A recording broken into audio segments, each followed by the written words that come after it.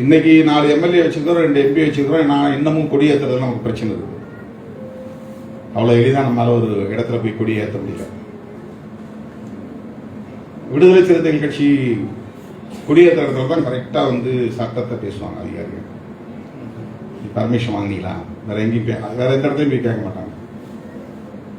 Banner வச்சா உடனே பேனரை கழட்டுவாங்க. அப்படின்னா இன்னும் அரசியல் ரீதியா நம்ம வலிமை பெற வேண்டிய தேவை இருக்கிறது. இது போதாது என்கிற போதாமையை இது காட்டுகிறது. அந்த வலிமையை பெறுகிற போதுதான் இவற்றை எல்லாம் நடைமுறைப்படுத்த முடியும். புரட்சியாளர் அம்பேத்கர் அவர்கள் வகுத்தளித்த அரசமைப்பு சட்டமே இன்னும் நடைமுறைக்கு வரவில்லை என்பதுதான் கசப்பான உண்மை.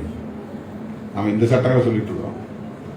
அரசமைப்பு சட்டத்தில் சொல்லப்பட்டிருக்கிற அனைத்தும் நடைமுறைக்கு வந்தாலே இந்தியா இந்நேரம் ஒரு சமத்துவம் உள்ள தேசமாக எப்போதோ பரிணாமம் அடைந்திருக்கும். ஆனால் அதுவே இன்னும் முழுமையான நடைமுறைக்கு வரவில்லை. தேர்தல் களத்தில், அரசியல் களத்தில் தான் அரசமைப்பு சட்டம் நடைமுறையில் இருக்கிறதே தவிர சமூக தளத்தில், பண்பாட்டு தளத்தில் அரசமைப்பு சட்டம் இன்னும் நடைமுறைக்கு வரவில்லை. சனாதன தர்மம் தான், வர்ணாசிரம தர்மம் தான், மனுஸ்மிருதி தான் இன்னும் நடைமுறையில் இருக்கிறது.